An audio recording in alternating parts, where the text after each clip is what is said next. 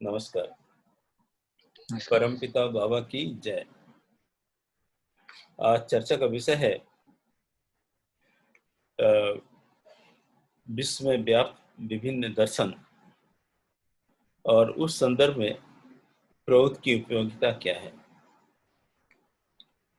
हम देखते हैं जब से मनुष्य एक सभ्यता का जन्म हुआ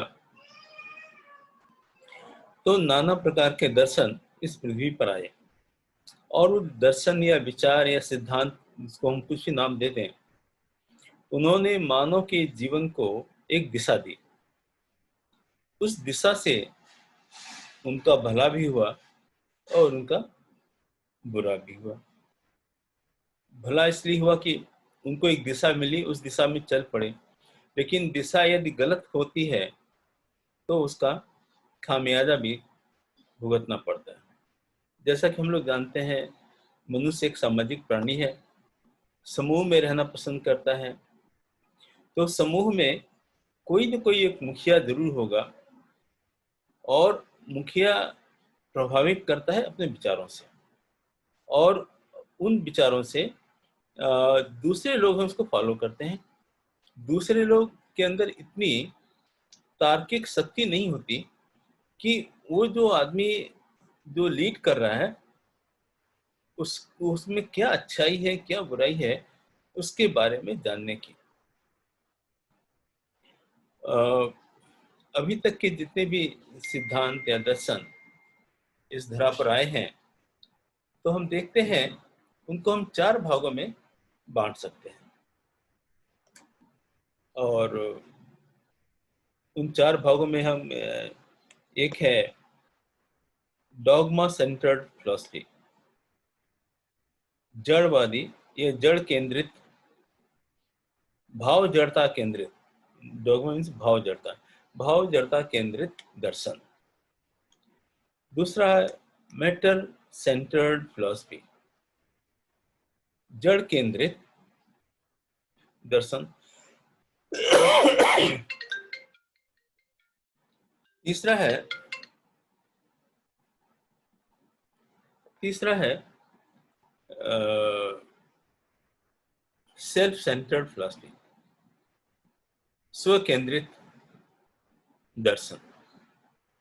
और चौथा हो गया गॉड सेंटर्ड फिलॉसफी, मतलब ईश्वर केंद्रित दर्शन। तो जितने भी विचार हुए हैं इनको हम लगभग इन 4 भागों में बांट सकते हैं। और इन चारों दर्शन के हिसाब से हम देखते हैं कि मानव समाज को कैसे कैसे आगे बढ़ना पड़ा, उसमें क्या दिक्कतें आई और किस तरह से उसने मानव समाज के जीवन को प्रभावित किया है।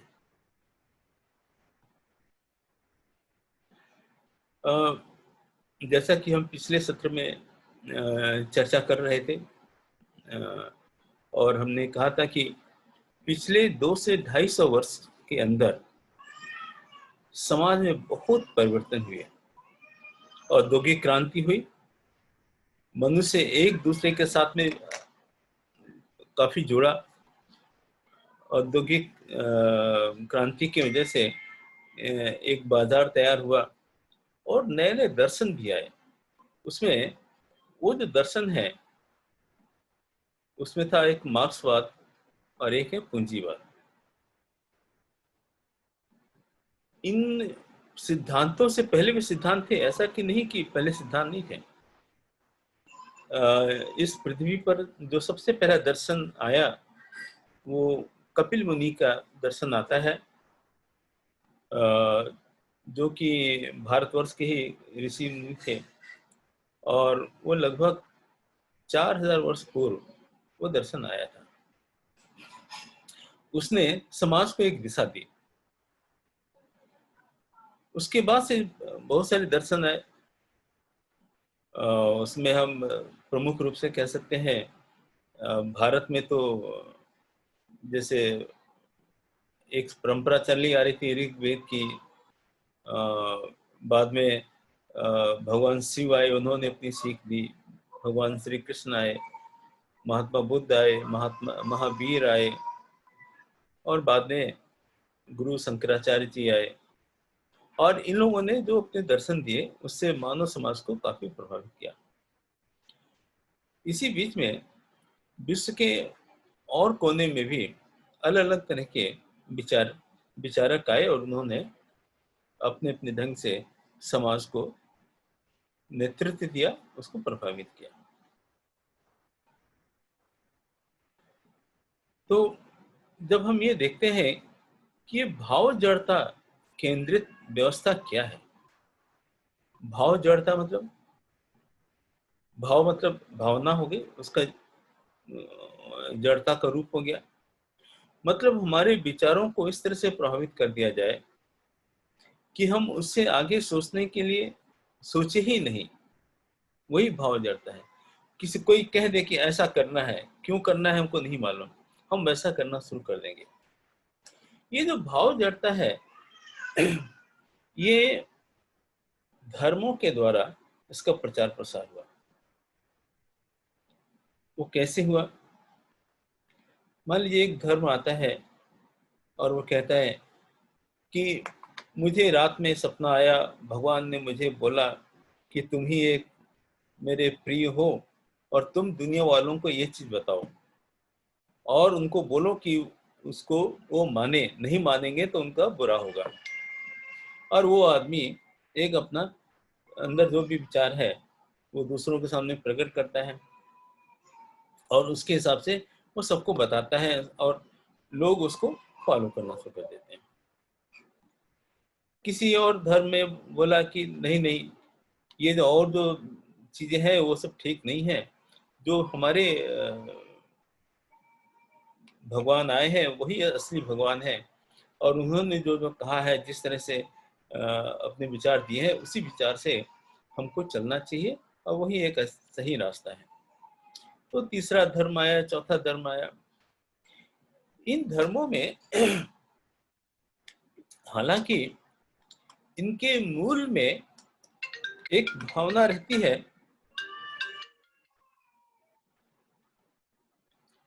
इनके मूल में एक भावना रहती है।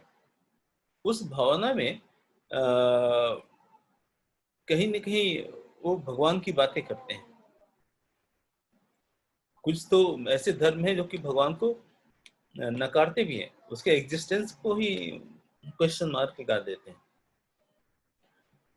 तो इस तरह के जो धर्म आए उसमें होता क्या था? एक विचार है, उन्होंने एक अपनी तरफ से एक तर्क दिया और उसको बोला कि आप सबको आंख बंद करके इसको फॉलो करना है।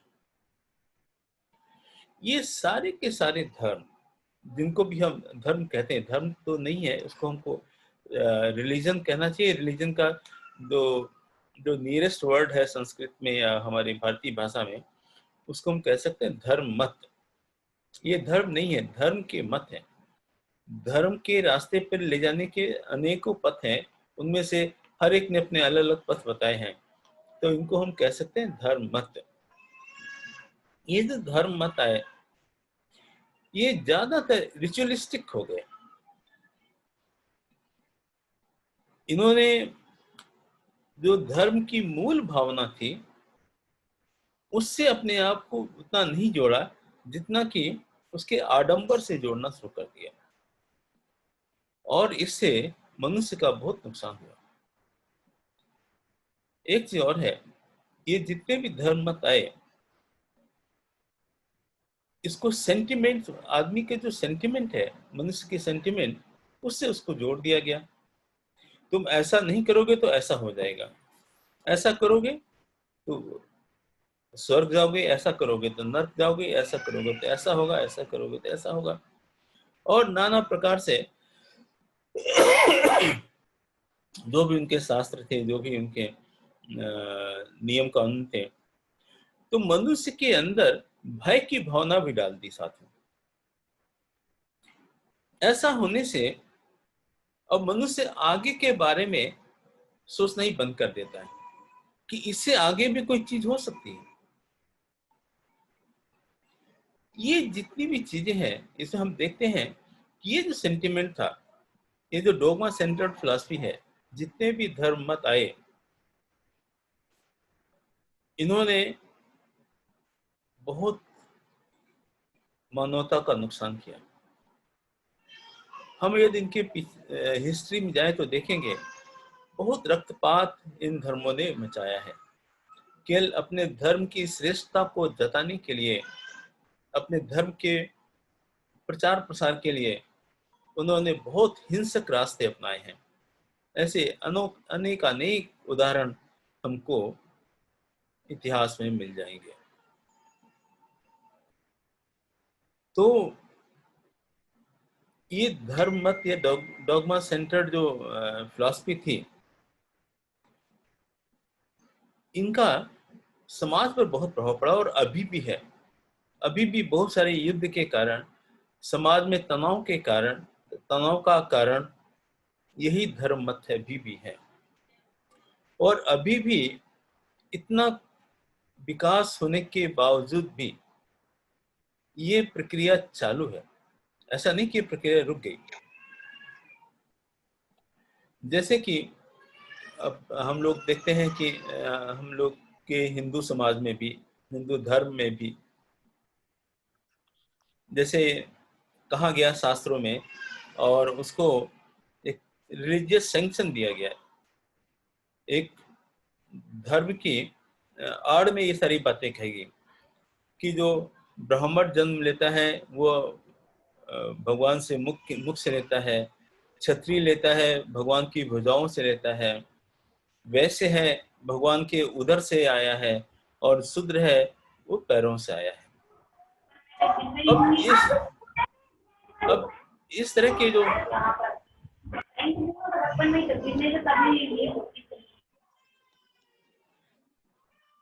जो विचार जब भी आते हैं, अब हमने मनुष्य का वर्गीकरण कर दिया है और हम ये कहते हैं कि जो एक आदमी है वो केवल पैरों से आया हुआ है, एक आदमी मुख से आया, एक आदमी भुजाओं से आया, एक आदमी उदर से आया, ऐसा करके, और इसको हम धार्मिक भावनाओं से इसको हमने जोड़ दिया।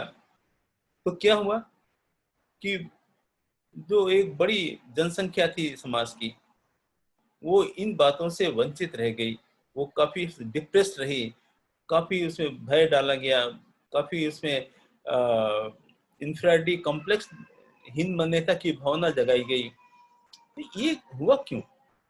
वो केवल एक धर्म मत की वजह से हुआ। इसी तरह से कुछ धर्मों में कहा गया कि जो हमारा भगवान है वही सर्वश्रेष्ठ भगवान है, और जो दूसरे जितने भी लोग जो बातें कह रहे हैं वो सारी बातें गलत कह रहे हैं। और दूसरे मत के लोग जो ऐसी बातें करते हैं तो उनको ये तुम मार भी दोगे तो तुम्हें जन्नत प्राप्त होगी, तुम्हें स्वर्ग प्राप्त होगा। कितनी ऊंची सी बात थी, ऐसा लेकिन धर्मों में कहा गया। तो इन रिलीजन, धर्म मत के द्वारा मानवता का बहुत नुकसान हुआ है।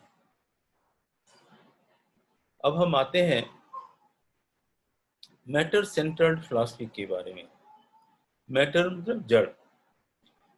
कुछ ऐसे विचार आए इस पृथ्वी पर जिन्होंने कहा कि हमारा आने का एक ही मकसद है, खाओ पियो मौज करो, उसके आगे सोचने की जरूरत नहीं है। हम यहाँ पर आए हैं पृथ्वी पर, हमारा काम केवल है खाओ पियो मौज करो, और उसके आगे सोचने की जरूरत नहीं है। ऐसे लोगों ने भी मानवता का बहुत बड़ा नुकसान किया है, क्योंकि मनुष्य केवल खाने पीने सोने के लिए नहीं आया था। मनुष्य का मन विकास चाहता है, विकास की एक सीढ़ी है, उस प्रक्रिया में वो धीरे धीरे आगे चढ़ता है, चिंतन करता है, विवेक को जगाता है, और फिर वो निर्णय लेता है कि क्या सही है क्या गलत है। लेकिन यदि उसके मन में इस तरह की भावना जगा दी जाए कि केवल उसका जीवन खाने पीने और सोने के लिए है, तो क्या होगा? मानव का मन जड़ता में भर जाएगा। इसी तरह की व्याख्या को लेकर के मार्क्सवाद भी का जो सिद्धांत आया, इन्हीं व्याख्याओं को लेकर के आया। उन्होंने जो मनुष्य के भौतिक जरूरत थी, केवल उसके बारे में उन्होंने बात की। उसके मानसिक, मनसा, आध्यात्मिक और आध्यात्मिक बारे में बिल्कुल चर्चा नहीं की। और क्योंकि जब मनुष्य केवल इन बातों के ऊपर जब विचार करता है तो उसका दूसरे मनुष्य के साथ में सहयोग नहीं हो सकता, क्योंकि वो सेल्फ सेंटर्ड हो गया, केवल अपने बारे में सोच रहा है। तो समाज का हित कैसे होगा? इससे समाज का हित नहीं होगा, समाज का बहुत नुकसान होता है।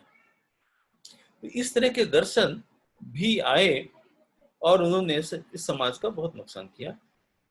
तो ये मैटर सेंटर थे। केवल इन्होंने इस जीवन को जैसे और वस्तुएं हैं, मनुष्य को भी वस्तु के रूप में ही स्वीकार किया। इसीलिए इसको बोलते हैं मैटर सेंटर्ड फिलॉसफी, और मार्क्सवाद उसका एक एग्जांपल है। ये जो सिद्धांत है मार्क्सवाद या मैटर सेंटर्ड फिलॉसफी का, ये अपने आप में त्रुटिपूर्ण है, क्योंकि वास्तविकता में मानव ऐसा नहीं है। मानव एक चिंतनशील प्राणी है, वो आगे पीछे सोचता है, अपना विकास चाहता है। विकास की सीढ़ी में उसकी अनंत की तरफ, उसकी इच्छाएं अनंत है और अनंत की तरफ वो जाना चाहता है। ये वो केवल एक वस्तु में ही अपने आप को सीमित कर देगा तो वो कभी भी सेटिस्फाइड नहीं रह सकता। यही कारण था कि जो उसी सिद्धांत को लेकर के जब मार्क्सवाद आया, तो मार्क्सवाद में मैटर सेंटर्ड भी था और डॉगमा सेंटर्ड, इसका दोनों का मिक्सचर था वो। और वो सिद्धांत आकर के 70 साल करीब पृथ्वी पर होकर के अब उसका तो खात्मा ही हो गया। अब वो केवल नाम के लिए मार्क्सवाद रह गया, कहीं पर भी मार्क्सवाद को कोई फॉलो करने वाला नहीं है। उससे इस समाज में बहुत नुकसान हुआ, क्योंकि वो मनुष्य की को वस्तु के रूप में उन्होंने पहचान किया, उसके मानवीय मूल्यों के बारे में बिल्कुल ध्यान नहीं दिया। यही कारण था कि सबसे ज्यादा क्रूरता मार्क्सवाद ने दिखाई। जहां जहां भी मार्क्सवाद को फॉलो किया गया, उसके फॉलोअर्स ने मानव के ऊपर क्रूरता की इंतहा, बेतहाशा क्रूरता की। सबसे ज्यादा कत्लेआम मार्क्सवाद को लाने के बाद में किया गया और उसके दौरान किया गया। उसके उदाहरण रूस में है, उसके उदाहरण चीन है, उसके उदाहरण कुछ और देश भी हैं जहां पर उन्होंने इसको इस्टेब्लिश करने के लिए जो भी विरोधी थे उनको मारने में उन्होंने बिल्कुल भी संकोच नहीं किया, क्योंकि वो आदमी को केवल एक वस्तु के रूप में जानते थे, केवल एक मैटर के रूप में जानते थे। और उससे मानवता का बहुत नुकसान हुआ। दूसरा एक फिलॉसफी है, उसको जो हम कहते हैं सेल्फ सेंटर्ड, जो जहां पर स्वयं का हित ही देखते हैं। वो जो फिलॉसफी, वो दर्शन पृथ्वी पर आया और उसी दर्शन को लेकर के पूंजीवादी व्यवस्था आगे चली। पूंजीवादी व्यवस्था में क्या है कि जो एक मनुष्य है जो थोड़ा ताकतवर है, वो दूसरे मनुष्य के ऊपर शासन करेगा, उसको ऊपर अपनी मनमानी करेगा, उसको अपने इंजॉयमेंट के लिए, अपने इंटरेस्ट के लिए उसका इस्तेमाल करेगा। उसके अलावा उसकी और कोई कीमत नहीं है। आदमी उसके अलावा उसके इम्पोर्टेंट नहीं रह जाता वहां पर। इस पूंजीवादी व्यवस्था में भी मनुष्य का बहुत शोषण हुआ है। ये खास करके पिछले 200-250 वर्षों में, जब से पूंजीवादी व्यवस्था औद्योगिक क्रांति के बाद यूरोप से बाहर आई और कोने कोने में, विश्व के कोने कोने में अभी भी चल रही है, हमारे देश में भी है, और उसके दुष्परिणाम देखने को मिलते हैं। समाज में जो अराजकता, जो दोषपूर्ण नीतियां जितनी भी अभी हमको दिखाई पड़ रही है, वो पूंजीवादी व्यवस्था के कारण है। तो इससे भी हम देखते हैं समाज का बहुत नुकसान हुआ। इन तीनों व्यवस्थाओं में या दर्शन में, इन विचारों में जो डॉगमा सेंटर्ड है, जो मैटर सेंटर्ड है, जो सेल्फ सेंटर्ड है। एक चीज है, जो डॉगमा सेंटर्ड है ना, ये सबसे ज्यादा विध्वंसक है। डॉगमा सेंटर्ड मानवता के लिए सबसे विध्वंसक है। दूसरे नंबर पर है मैटर सेंटर्ड, जिसमें कि मार्क्सवादी व्यवस्था थी। और तीसरे नंबर पर आता है पूंजीवादी व्यवस्था। लेकिन ये डॉगमा सेंटर्ड फिलॉसफी अभी भी चल रही है, और बहुत दिनों से चल रही है, हजारों वर्षों से चल रही है। तो ये सबसे ज्यादा विध्वंसक है और अभी भी वो जीवित है। उसके कारण क्या है, ये भी तो एक सोचने का विषय है। उसका कारण क्या है, इन्होंने धर्म को समय के अनुसार कुछ तर्क दे करके, सेंटिमेंट दे करके इस चीज को जिंदा रखा हुआ है। और मनुष्य सेंटिमेंट में आकर के बहुत सारी अपने विचार करने की शक्ति को खो देता है। तो डॉगमा सेंटर में क्या है, सेंटिमेंट से भरा हुआ है। जैसे मान लीजिए, जब हम ये कहते हैं कि ये मेरा भाई है, ये मेरा परिवार है, तो वहां पर उसकी कोई बुराई होगी उसको भी हम छिपा के रखते हैं, क्योंकि एक सेंटिमेंट दे दिया कि हमारी फैमिली है, ये हमारा नजदीक आदमी है। इसी तरह से रिलीजन का सेंटिमेंट कि हमारा धर्म है, अब इसकी अंदर यदि बुराई भी है तब भी हम उसको बचा के रखेंगे। और रिलीजन में इस तरह की बातें की गई हैं, उसका कोई तर्क तर्क नहीं हो सकता, कोई उसके अंदर विवेकपूर्ण विवेचना नहीं हो सकती। लेकिन फिर भी हम उसको उसके साथ में अपने आप को जोड़ करके रखते हैं।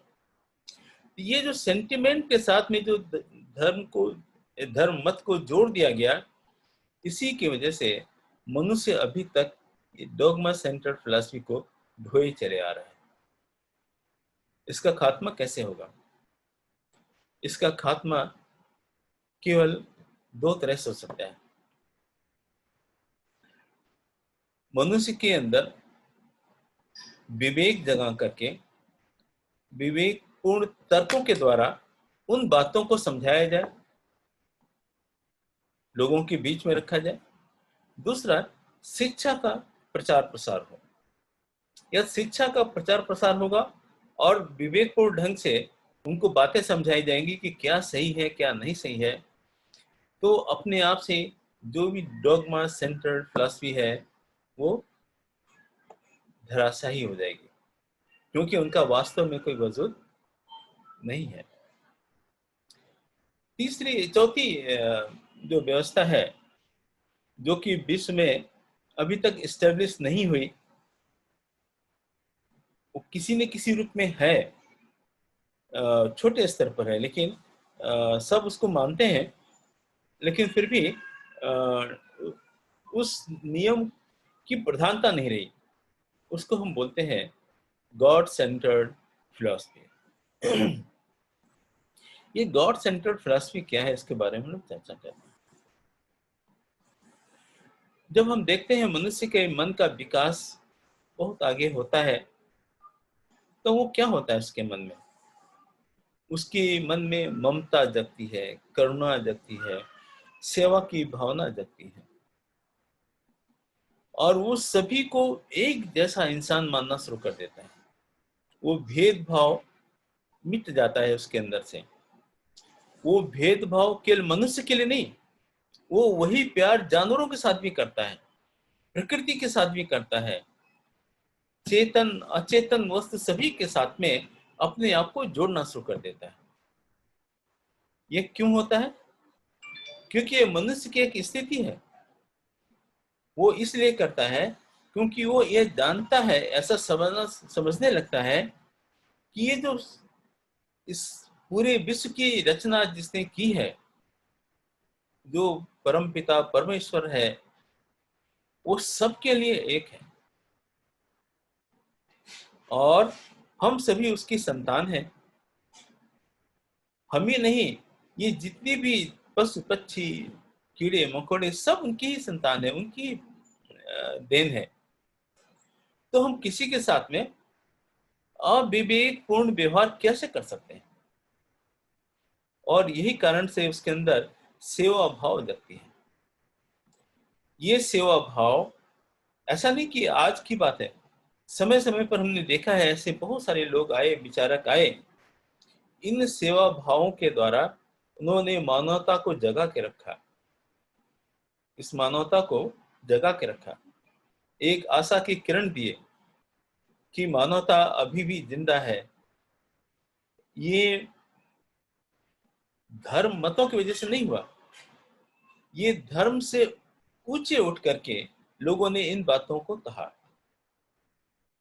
तो मनुष्य के मन का जब विकास मानसिक से स्तर से भी थोड़ा ऊंचा मनसा आध्यात्मिक स्तर पर होता है, और जब वो आध्यात्मिकता के रास्ते पर पहुंच चलता है, तो वो इस तरह के सेवा भाव, ये जो कार्डिनल ह्यूमन वैल्यूज हैं, जो मानवीय सिद्धांत हैं, जो कि सच्चाई है, निस्वार्थ रूप से वो इस काम को करता है। इन बातों को मान करके जो भी फिलॉसफी बनेगी वही होगी God centred philosophy. God centred philosophy में अध्यात्म की प्राथमिकता होगी, अध्यात्म उसके मूल में होगा, और उस अध्यात्म के द्वारा सभी मनुष्य में बिना भेदभाव के, बिना रंग भेद के, बिना जाति भेद के, बिना किसी और भेद के, वो एक दूसरे से पारस्परिक संबंध इसलिए बनाएगा, ऐसे नियम कानून इसलिए बनाएगा क्योंकि सभी परम पुरुष की संतान है। ऐसा नहीं होगा कि एक धर्म कहता है कि नहीं, जो हमारा भगवान है वही भगवान है, दूसरों का भगवान भगवान नहीं है, या इसलिए नहीं कि जो इस धर्म को मानने वाले हैं उनको ही जीने का अधिकार है, दूसरे लोगों को जीने का अधिकार नहीं है। इस तरह की अविवेकपूर्ण बातें उसमें नहीं होंगी। दुनिया में इस तरह की जो विचारधारा हालांकि रही है, लेकिन ऐसी विचारधारा से कभी किसी देश, कोई समाज पूर्णतः आगे नहीं चला। ये टिट्स एंड बिट्स में, थोड़े थोड़े में ऐसी बातें हर जगह रही। ऐसा नहीं है भारतीय समाज में, हर समाज में कहीं न कहीं किसी न किसी रूप में ये मानवीय सिद्धांतों को लेकर के लोग पैदा हुए, जो उच्च कोटि का चिंतन रखते थे, और जिसकी वजह से मानवता बची रही। अब हम ये देखते हैं, ये जो गॉड सेंटर्ड फिलॉसफी है, ये सही है, या और जो तीनों फिलॉसफी जिसकी हम लोग बात कर चुके हैं, सेल्फ सेंटर्ड, गॉड सेंटर्ड या मैटर सेंटर्ड फिलॉसफी, तो हम देखते हैं कि गॉड सेंटर्ड फिलॉसफी है, उसके सामने कोई भी ये तीनों फिलॉसफी कहीं टिकती नहीं है, क्योंकि इन तीनों फिलॉसफियों में साइकोलॉजिकली वो कहीं भी तर्क में किसी भी तरह से वो पास नहीं आ सकते। और जब भी गॉड सेंटर्ड फिलॉसफी सामने आएगी तो दूसरी सारे दर्शन अपने आप से धराशायी हो जाएंगे। उसके सामने ये और जो फिलॉसफीज हैं बिल्कुल नहीं चल सकते। केवल मनुष्य को जगाने की बात है, मनुष्य के अंदर चेतना भरने की बात है, मनुष्य के अंदर थोड़ी शिक्षा आ जाए और चेतना जगाई जाए, तो अपने आप से ये सारी फिलॉसफीज अपने आप से दूर हो जाएंगी। और इसी फिलॉसफी को लेकर के प्रौद्ध सिद्धांत बना है। प्रौद्ध का सिद्धांत गॉड सेंटर्ड फिलॉसफी को मान करके चलता है। प्रौद्ध के सिद्धांत में जब हम लोग बात करते हैं तो सर्वजन हितार्थ, सर्वजन सुखार्थ की भावना से बात करते हैं। हर एक आदमी को एक जीवन का अधिकार होगा, हर एक आदमी को भौतिक रूप से, मानसिक रूप से, आध्यात्मिक रूप से प्रगति करने का पूरा सहयोग मिलेगा। हम इस धरा पर किसी के प्रति कोई अन्याय नहीं करेंगे, चाहे वो मनुष्य हो, पशु पक्षी हो, पर्यावरण हो, जंगल हो, कुछ भी हो। ये जब इन बातें जब सेंटर में होंगी, जब सिद्धांत के मूल में ये बातें होंगी, तो कभी भी ऐसा होगा ही नहीं कि हम किसी के साथ में कुछ अन्यायपूर्ण बात करते हैं। तो आजकल हम देख रहे हैं इस दुनिया में जिस तरह से कोरोना महामारी आई है, पूरी अर्थव्यवस्था तहस नहस हो रही है। भारत ही नहीं, पूरे विश्व की व्यवस्था तहस नहस हो रही है। और जो पूंजीवादी व्यवस्था जिसके सहारे पूरा विश्व अभी चल रहा था, चाइना भी पूंजीवादी व्यवस्था को ही मान करके आगे चल रहा है। पूरी पूंजीवादी व्यवस्था, पूरी भाव जड़ता व्यवस्था, जो रिलीजन बेस्ड जितनी भी व्यवस्था है, सारी व्यवस्थाएं टूटती जाएंगी। ऐसे समय में ये इम्पॉर्टेंट होता है कि हम जो गॉड सेंटर्ड फिलॉसफी है उसको ले करके हम आगे लोगों को जानकारी दे दें। जब हम जानकारी दे देंगे तो क्या होगा, अब एक फिलॉसफी से लोग समझ गए कि इससे हमारा कल्याण नहीं हो रहा है, लेकिन उसका अल्टरनेटिव क्या है। उस अल्टरनेटिव, एक वैक्यूम जब होता है, वैक्यूम को फिल करने के लिए कोई न कोई एक फिलॉसफी होनी चाहिए। यदि उस फिलॉसफी को लेकर के, उस दर्शन को लेकर के हम समाज के साथ में नहीं जाएंगे तो वैक्यूम वैक्यूम नहीं रह सकता, कोई और व्यवस्था उसको भर देगी। और कोई व्यवस्था यदि आ गई तो मानव समाज फिर कई सौ वर्षों के लिए पीछे हो जाएगा। इसलिए आज यह जरूरत है कि हम प्रौद्ध के सिद्धांतों को लेकर के दुनिया के कोने कोने में लोगों को जागरूकता पहुंचा दें कि यह एक ऐसा दर्शन है जिसमें मानव का सर्वांगीण विकास होगा, बिना भेदभावपूर्ण व्यवस्था होगी। और उस व्यवस्था की क्या हमारी नीतियां हैं, केवल हम ये एज ए स्टेटमेंट नहीं है, ये कि हम केवल कहने वाली बात नहीं कर रहे हैं, इसका हमारे पास में प्रैक्टिकल उपाय है कि हमारे उद्योग की नीतियां कैसी होंगी, समाज की नीतियां कैसी होंगी, किस तरह की व्यवस्था बनाई जाएगी जिससे कि लोग संगठित रहे, एक साथ रह करके, क्योंकि संगठित रहना भी जरूरी है। इन बातों की समाज में बहुत आवश्यकता है। और उस यदि ये व्यवस्थाएं जब फेल हो रही हैं, होने के कगार पर हैं, उस समय प्रौद्ध के बारे में लोगों को ज़्यादा से ज़्यादा जानकारी देना ये हम लोग का कर्तव्य हो जाता है। और यदि ऐसा नहीं किया गया तो समाज 100-200 वर्ष और पीछे हो जाएगा। तो इन्हीं के साथ में हम अपना वक्तव्य यही समाप्त करते हैं। यदि कोई प्रश्न है, क्योंकि बाद में समय नहीं बचता है, तो उन प्रश्नों को हम लोग ले लेंगे।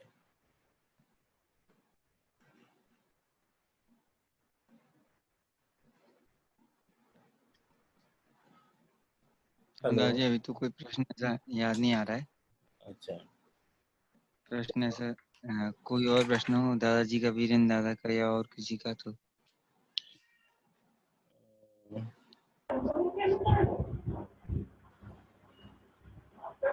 नहीं, कोई प्रश्न नहीं है।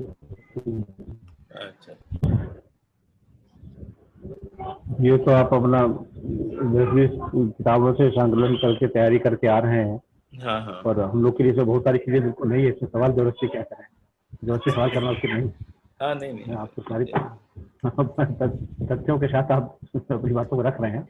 हाँ हाँ और इसको तो दो चार बार सुन करके हम लोग को तैयार, अपने आप को तैयार होने की जरूरत है। हाँ हाँ, एक्चुअली आपने कितनी मेहनत से तैयार किया है और बनाया, हमको तो मैटर मिल गया, हम उसको दो चार बार सुने और दिमाग को रोक कर रखे रहे, तो कहीं भी हम लोग उससे बात करने के लिए खड़े हो सकते हैं। खड़े हो सकते मुझ छुपा के भागेंगे नहीं, हाँ, नहीं, अपनी बात को ऊपर रखने को।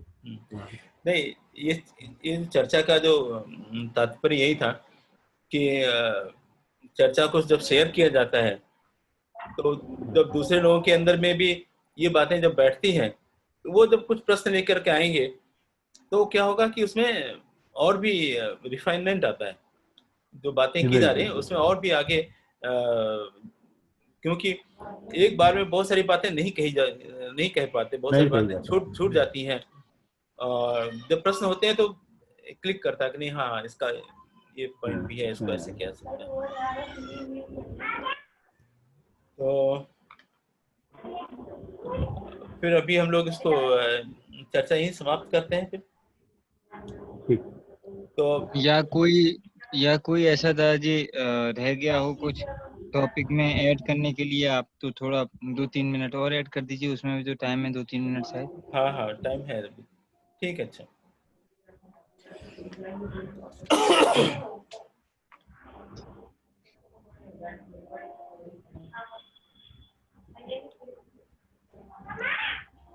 अब एक चीज हम बताएं, जैसे हमारे हिंदू धर्म में जो पुराणों की रचना हुई, तो पुराणों को लिखने वाले तो वेद व्यास मुनि जी थे, और वेद व्यास जी ने लिखने के बाद में, सारी पुराणों की रचना करने के बाद में, उन्होंने केवल एक लाइन में कहा, इन सब का जो सार है, उन्होंने खुद कहा है, वो सार क्या है कि दूसरों का उपकार करो, वही सब कुछ है। मतलब वो एक धर्म की बात, एक अध्यात्म की बात कर रहे हैं कि जो दूसरों का उपकार किया वही सब कुछ है, और सब व्यर्थ है। आदमी खुद खाया पिया सोया, उसका कोई मतलब नहीं होता, वो सब व्यर्थ गया। सार्थक क्या है, हमने समाज के लिए क्या किया, दूसरों के लिए क्या किया, और दूसरों के लिए जो हमारा जीना है वही जीना है, और सब व्यर्थ चला जाता है। तो सारे जो धर्म का जो सार था यही था। दूसरा, उन्होंने एक और बात कही, वो संस्कृत में है, मुझे याद नहीं है, लेकिन उसका जो सार है हमको जो मालूम है बताते हैं। उन्होंने कहा कि भगवान मुझे क्षमा करना। क्षमा क्यों करना? कि मैंने इतने पुराणों की रचना की, उसमें हमने आपके मतलब भगवान के रूप को संकुचित कर दिया। संकुचित क्या कर दिया कि हमने आपको किसी स्थान से जोड़ दिया है कि ये तीर्थ स्थान है, हमने उनके व्यक्तित्व को जोड़ दिया कि भगवान का ऐसा व्यक्तित्व है, हमने आपको किसी और ऐसी चीजों को जोड़ दिया। हमारे अंदर भावना ये थी कि लोग आपके बारे में जाने, लेकिन ये करके हम एक बहुत बड़ी गलती कर रहे हैं। और गलती यह है कि जो चीज निरंकार है, जो चीज अखिल है, जो चीज का कोई रूप नहीं है, उसको हमने रूप दे दिया, जो कि बाद में मूर्ति पूजा का एक कारण बना। तो ये हमसे एक बहुत बड़ी गलती, उन्होंने उस समय कहा कि हमसे बड़ी गलती हो रही है, लेकिन ऐसा भगवान है नहीं। भगवान तो सर्वव्यापी है, भगवान का तो कोई रूप नहीं हो सकता, हम उनको किसी स्थान पर नहीं पकड़ सकते, उनका सारे स्थान उन्हीं के स्थान है। तो अब ये चीज उन्होंने बहुत बड़ी बात कह दी। लेकिन जो लोग ये जानते हुए भी कि उन्होंने, वेद व्यास जी ने खुद ऐसा कहा था, उस बात को लोग नजरअंदाज कर देते हैं, और वो कहानियों में जो माइथोलॉजी जिसको हम बोलते हैं, पुराणों में जो उन्होंने कह दिया, उस बात को पकड़े हुए हैं। वो चीज इशारे में कही गई बातें हैं जिससे कि लोग कुछ समझें, और एक उदाहरण के रूप में कुछ उन्होंने कह दिया है, लेकिन उससे हम भगवान को सीमित नहीं कर सकते। भगवान बहुत व्यापक चीज है। तो अब क्या होता है कि जो धर्म जब है, धर्म में ये संकुचन आ जाता है। धर्म नहीं, धर्म मत, धर्म तो नहीं, धर्म में तो ऐसा नहीं है, धर्म तो अपने आप में बहुत विस्तारित चीज है। लेकिन जो धर्म मत है, जिसको हम रिलीजन बोलते हैं, जो धर्म के रास्ते को बताने वाले जो पथ है, चाहे वो इस्लाम धर्म हो, चाहे वो ईसाई का धर्म हो, बौद्ध धर्म हो, कोई भी धर्म ले लीजिए, ये सब के एक रास्ता दिखा रहे हैं वहां तक के लिए। तो लेकिन भगवान तो ये सीमित नहीं है। तो जब तक हम अध्यात्म के रास्ते पर नहीं जुड़ते, विवेकपूर्ण विवेचना नहीं करते क्या सही है क्या गलत है, और इन जो जंजीरें हैं पड़ी हुई हमारे मन के ऊपर कि ऐसा नहीं करोगे तो ऐसा होगा, ऐसा नहीं करोगे, हम उसको आंख बंद करके अंधविश्वास के रूप में मान करके चलते हैं। इसी से हमारा बहुत बड़ा नुकसान होता है, क्योंकि एक बार हमने अब आंख बंद करके कुछ भी मान लिया, फिर उससे आगे सोचने की हमारे पास शक्ति नहीं रहती। जब आगे सोचने की शक्ति नहीं रहेगी तो हम क्या हो जाएंगे, हम मानसिक रूप से गुलाम हो गए, क्योंकि उससे ज्यादा हम सोच ही नहीं सकते। जबकि मनुष्य का जो विचार है वो अनंत है, और उस अनंत की खोज के लिए हमेशा वो प्रयासरत रहता है। तो इसीलिए जो गॉड सेंटर्ड फिलॉसफी है, जो ईश्वर केंद्रित दर्शन है, उसको ही मानकर आगे चलना होगा। और जैसा कि हमने पहले बोला, प्रौद्ध दर्शन, प्रौद्ध का जो सिद्धांत है वो ईश्वर केंद्रित सिद्धांत है, उन सारे मान्यताओं को लेकर के चलता है जिससे कि एक ईश्वर की कल्पना की गई है, और किसी में वो भेदभाव नहीं करता है, किसी में किसी तरह का एक सेवा मूलक भाव लेकर के चलता है, जो कि मौलिक मानवीय सिद्धांतों के ऊपर आधारित है। तो इसी के साथ में हम फिर चर्चा ही समाप्त करते हैं। कोई प्रश्न है तो अभी प्रश्न ले लेंगे, नहीं तो फिर इसको खत्म करेंगे। दादाजी इसमें एक विचार आ रहा था दिमाग में, हाँ, स्पष्ट तो नहीं है पूरा, लेकिन एक ये विचार आ रहा था कि जैसे कि लोगों के मन में ये भावना आने लगती है कि मूर्ति पूजा के को लेकर, और वो मूर्ति उसमें लिखा है या बहुत सारे महापुरुषों ने ये भी कहा है कि मेरी मूर्ति मत बनाना या इस तरीके के काम मत करना, तो वही काम होने लगता है बाद में। तो उसमें भी ऐसे ही लिखा, लेकिन जो उन्होंने काम किया है तो वो काम करने के बाद लोगों के मन में जो धारणा बैठ गई है, उस धारणा को वो उन्होंने उसको इतना अपने अपने आत्मसात कर लिया है कि उसको दादाजी निकलना, मतलब सत्य को साबित करना बड़ा कठिन सा हो गया है। तो ये किस तरीके से हो सकता है कि उनके मन से वो धारणा निकले? हाँ, इसके लिए क्या है कि उनके मन में जो धारणा है वो तो रहेगी, उसको तो निकालने का प्रयास करना भी नहीं चाहिए। हमको केवल एक नए विचार को आरोपित करना है और उनके ऊपर छोड़ना है कि वो उसमें चुनाव करें क्या सही है क्या गलत है। कि हम जिस सत्ता को एक सीमित दायरे में बांध करके चल रहे हैं वो क्या सीमित है या असीमित है। तो जैसे तो फूड फॉर थॉट, ये उनके ऊपर हमको छोड़ देना है, लेकिन उनको अपने तर्कों के द्वारा, विचारों के द्वारा बताना जरूर है कि वास्तविकता क्या है। आप अभी का क्लास क्यों कर रहे हो? तो मतलब वही मेरे हाँ, बोलिए। कई बार दादाजी लोग इस तरह करने लगते हैं कि मतलब आप अपनी बात उनके सामने रखेंगे ना, बताएंगे कि ये आप ये पक्ष, ये पॉजिटिव पक्ष है, ये नेगेटिव पक्ष है, तो उन्हें ऐसा लगता है कि हमारी धारणा पर, हमारे विचार, हमारी जो हृदय से हमारी भावना है उस पे ये आघात कर रहे हैं। नहीं, इसलिए भावनाओं पर कभी आघात नहीं करना चाहिए। इसके लिए तो हम लोग के यहाँ भी काफी कि ऐसा करने से आघात नहीं, हम अपनी बात भी रखेंगे ना। हम क्लियर करेंगे। तो भी उन्हें ऐसा लगता है, तो दादाजी कैसे किया जाए? नहीं, खैर भावनाओं को तो से तो नहीं खेलना चाहिए, वो बहुत गलत होगा भावनाओं से खेलना। लेकिन हाँ, एक बात है कि अपनी बात जरूर कहनी है। और जैसे होता है कि एक प्यार से बात कही जाए और उसको चुभे भी नहीं, इस तरह का कुछ रास्ता अपनाना होगा। आदमी धीरे धीरे इसको समझता है, एक बार में नहीं समझेगा, 2 बार में समझेगा, 3 बार में समझेगा, बाद में समझने लगता है।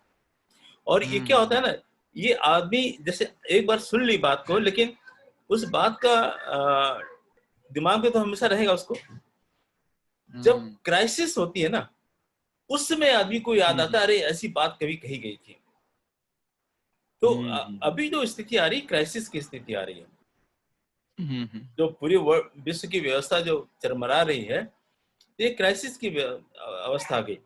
इस क्राइसिस के बाद में फिर लोग इसको सुनने लगेंगे, समझने लगेंगे, पुराने विचारों को छोड़ने के लिए मजबूर हो जाएंगे। तो अब उस समय से पहले हम सबको ये बता दें कि ऐसा एक दर्शन है, जिस दर्शन में उसकी ये विशेषता है। अभी पुराने जितने दर्शन रहे, उनका बेस क्या था, और उन बेस की वजह से ही न जाने कितने लोगों के जीवन बहुत कष्ट कर रहा, दयनीय हालत में लोग जिंदा रहे। लेकिन मानव तो शांति प्रिय जीव है, वो झगड़ा करना नहीं चाहता है, वो प्यार से रहना चाहता है, शांति से रहना चाहता है।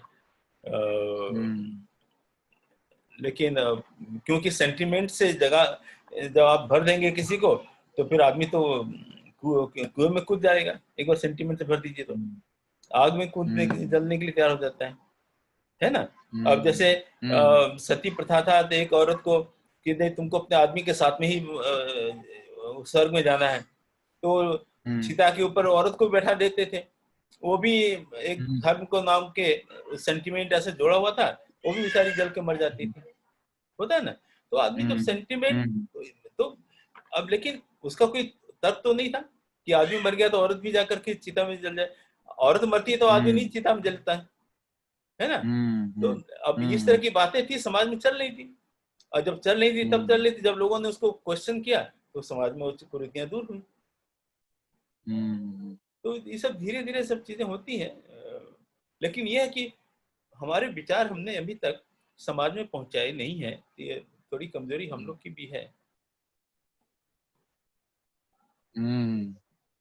हाँ ये दादी वो बात तो है, लेकिन समाज में वो है ना, समाज के हिसाब से समाज की के जो उचित लगे, ज्यादा मतलब उनकी भावना को ठेस न पहुंचे, ये दिमाग में रखते हुए इस तरीके का विचार उनको सामने रखा जाए। तो मतलब तो हम ये हमारा लक्ष्य अपना विचार रखने का है, हमारा लक्ष्य उनके विचार पर ठेस पहुंचाने का नहीं है। मतलब ये उद्देश्य रहे कि हम अपनी बात कह रहे हैं, और जब जरूरत होगी तो फिर वो आपको खुद ही खोजेंगे कि भाई हाँ ये तो बात सही है, इसको हमको मानना चाहिए। तो अपना विचार कहने में दादाजी हाँ, कई बार क्या है कि हम जैसे अपना विचार रखते हैं, तो अपना विचार हम रख रहे हैं, लेकिन वो विचार में क्या है, उसका मत हमारे विचार से भिन्न है। तो तो वो हमारे विचार को उस दृष्टिकोण से देखता है, उसकी गहराई में नहीं जाता। अब जैसे मैं एक उदाहरण देता हूँ, जो अध्यात्म का ही वो होता है, आत्मा परमात्मा और मन का एक विचारधारा होती है। तो बहुत सारे आध्यात्मिक संगठन हैं, उन्होंने इसको भी एक अलग तरीके से मानसिकता, मतलब शब्दों में अलग तरह से पिरोया हुआ है, और जिस तरह से शब्दों में उन्होंने इसको बांधा हुआ है, वो उतना ही समझना चाहते हैं। तो उसको समझाने के लिए भी मैंने दादी देखा है, कई बार लोगों में बहस हो जाती है। है वो एक चीज परमात्मा, और परमात्मा की छाया है आत्मा, लेकिन उसको कोई दूसरे शब्दों में दूसरे तरीके से कह रहा है। उसको अगर उस शब्दों में नहीं कह रहे हैं हम, जिस शब्दों में उसने समझा है, तो समझता है बड़ा कि हमारा विरोध हो रहा है। विरोध हो रहा है जी, बड़ा गड़बड़ हो जाता है। तो इस तरह समाज में हर चीज को लेके चल रहा है आदमी, अपनी पूजा को, साधना को, अपनी जो संबंधों को, जिसमें जीवन वो जी रहा है, और जब खुद महसूस करता है, खुद के साथ गड़बड़ होता है, तब उसे लगता है ये गड़बड़ हुआ है। लेकिन समाज के जो लोग होते हैं वो उसे उससे निकलने नहीं देते। ठीक कह रहे हैं। ये है, जैसे मैं इंटरकास्ट मैरिज की वो एक बात करता हूँ मैं, हमारे संपर्क में भी कई लोग थे जो इंटरकास्ट मैरिज मेरी हुई तो बड़ा उन्हें मतलब मुझे से अलग तरह से बात करते थे, अरे तुमने क्या कर लिया, क्या नहीं कर लिया। मैं कहता था अरे तो भारतीय परंपरा है। तो उनका वो कहते कहाँ है ये, कैसा, कहाँ लिखा है, कहाँ नहीं लिखा है, इस तरह मुझसे वो करते थे। मैं भी इतना जानता नहीं था उस समय कि कहाँ लिखा है भारतीय दर्शन में। तो फिर मैं उस समय ज्यादा कुछ मैं बहस में भी नहीं पड़ता था। तो फिर मैं लग रहा, तो फिर उन्हीं के बच्चों ने इस तरह की मैरिज कर ली। तो अब वो तो अब वो नजरें थोड़ा मिलाते नहीं है, लेकिन जो उनके साथ के लोग हैं वो उन्हें अपने संग ही लेके रखते हैं। मतलब उनकी मानसिकता कहीं थोड़ी सी हमारी तरफ आ सकती है,